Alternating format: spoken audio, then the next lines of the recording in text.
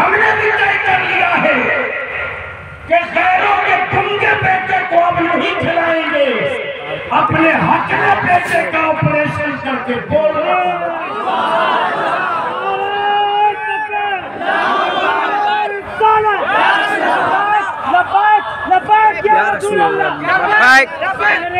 अब इसी बात पर सारा मजमा दोनों हाथ उठाकर ऊपर से लेकर नीचे तक लब्बैक या रसूल अल्लाह, लब्बैक या रसूल अल्लाह, लब्बैक या रसूल अल्लाह, लब्बैक या रसूल अल्लाह, लब्बैक या रसूल अल्लाह, लब्बैक या रसूल अल्लाह।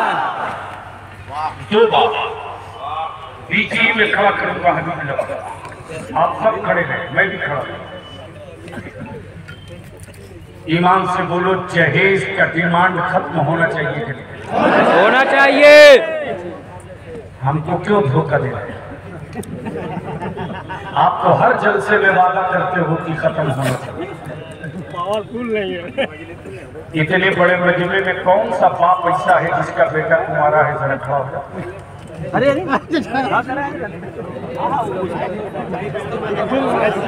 जिसका बेटा तुम्हारा है, सुभान, जिसका बेटा तुम्हारा है वो खड़ा हो जाए। जिसने बेटे का काम अभी नहीं किया है वो खड़ा हो जाए। खड़ा रही। स्टेज पर जितने मौलाना है अपने अपने बेटे का निकाह कर लिए क्या? तो जिनका बेटा तुम्हारा है खड़ा हो। हाय हाय हाय हाय, जिनके बेटे कुंवारे हैं वो खड़े हो ऊपर से लेकर नीचे तक। अच्छा, जो लोग सुबह से खड़े हैं क्या वो लोग अब तक कुंवारे हैं? अब ये जितने लोग खड़े हैं जिनका बेटा कुंवारा है, ईमान से बोलो, क्या अपना बेटा बेचोगे? बेटा बेचोगे? डिमांड करोगे? बारात कितनी ले जाओगे? कितनी बारात ले जाओगे? वो नुस्खा हमारे खलीफे होते मुफ्ती आजम बताए। दो कानून पास कराने की बात कही गई है। एक है मेरे नबी की इज्जत, नामूसे रिसालत। तो मैं सिर्फ अपने लिए नहीं कह रहा हूं, सबके लिए। अदालत शरीयत की तहरीक बेदारी के मुतालबा करता है, दो कानून बना दो हुक्मरानों। ए भैया प्लीज मत डिस्टर्ब कर बेटा। दो कानून बना दो, बढ़ती हुई लॉबलिंचिंग, बगैर सबूत के दहशतगर्द, जमीन जायदाद पे कब्जा, चौकीदारी देख करके अपमान करना पेशा बन गया है। जो चाहे मेरे बच्चों को रोक दे। इसी भारत के मध्य प्रदेश में एक आदिवासी भाई के बेटे के मुंह पर किसी सरफिरे पागल इंसानियत दुश्मन ने पेशाब कर दिया था तो पूरा भारत खड़ा हो गया। बोलो सही है कि गलत? जोर से बोलो, सही है कि गलत? लेकिन हमारे बच्चों की मॉब लिंचिंग हुई, कोई खड़ा हुआ? कोई खड़ा हुआ? क्यों?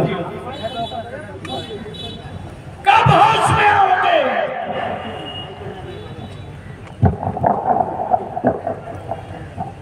कब तक गैरों के भरोसे खुद को खड़ा करोगे? अपनी नस्लों के लिए आपको खुद खड़ा होना पड़ेगा। तब इदारे शरिया ने तय किया, दो कानून बना दो। एक कानून वो बना दो कि मेरे नबी अकरम सल्लल्लाहु अलैहि वसल्लम और किसी भी धर्म के मजहब के कोई वो महान भाव जो उस धर्म के लोगों के लिए अकीदत और केंद्र का बिंदु हो। अगर किसी धर्म के किसी बड़े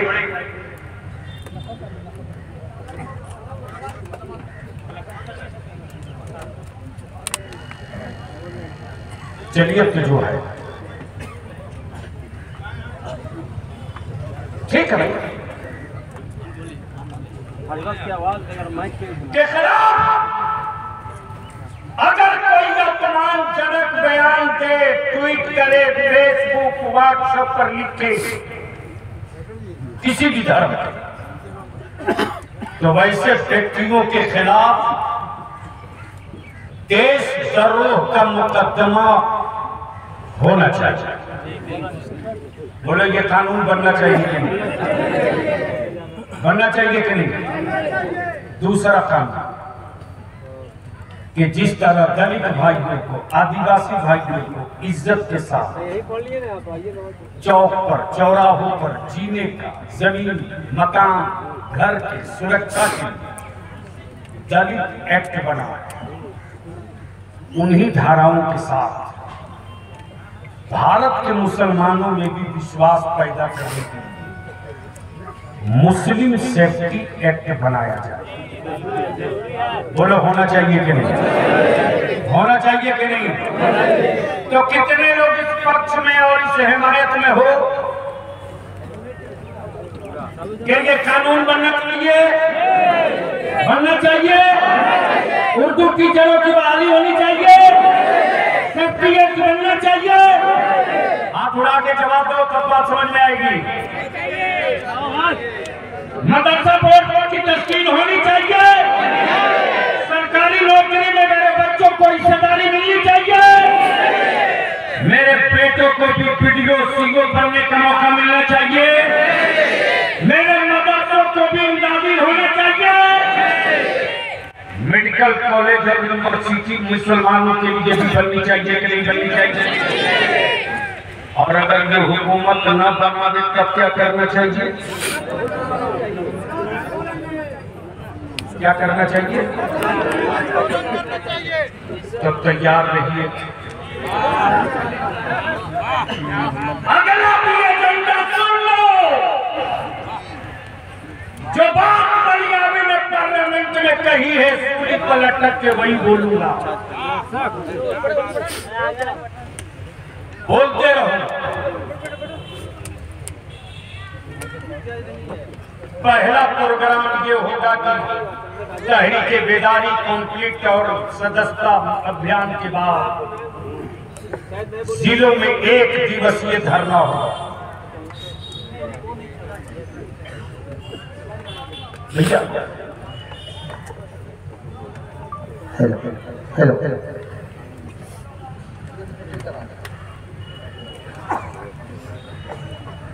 हेलो हेलो हेलो, आवाज बढ़ा दो बाबू।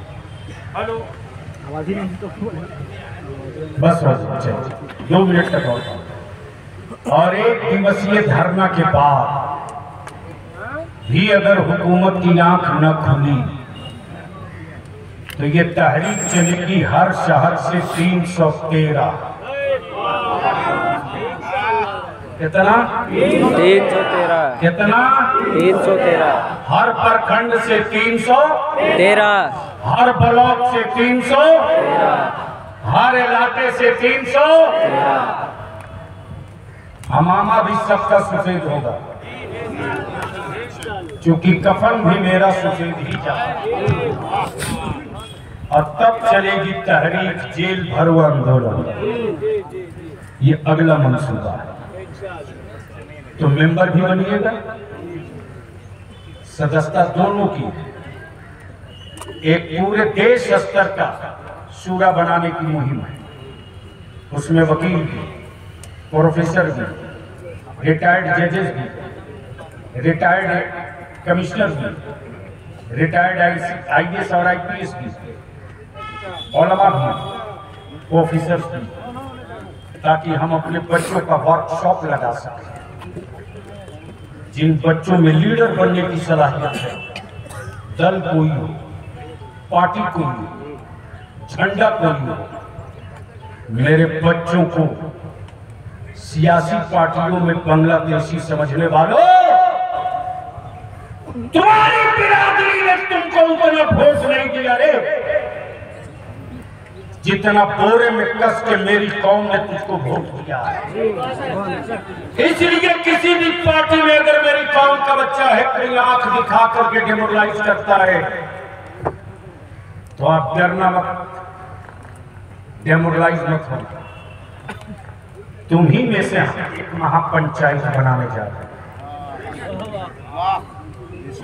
अब ये जितने लोग इकट्ठा हुए ईमान से बोलिए, अच्छा लगा कि नहीं लगा? अच्छा लगा कि नहीं लगा? बस तो अब मैं गुजारिश करूंगा, हरियाणा में एक खाप पंचायत है, नाम सुने? जब खाप पंचायत की बैठक होती है तो दिल्ली की हुकूमत हिलने लगती है। सही है कि गलत? इसीलिए कि खाप पंचायत अगर फैसला कर ले कि रेलवे लाइन पर हमको चारपाई बिछा दे तो किसी की हिम्मत है उठा दे? अरे बोलो ना। तो आप जितने लोग आए हैं, आज से आप लोगों की ड्यूटी नहीं, हम शुरू। आज से आप लोगों का, बोलते थे ना, काम नहीं मिलता है। आज से सबकी अदालत, हर गांव के सदर सेक्रेटरी, मस्जिद के सदर सेक्रेटरी मिलाकर एक महापंचायत बने पूरे हजारीबाग जिले का। हक पंचायत। अब नारों से ऐलान करो, नारों से ऐलान करो।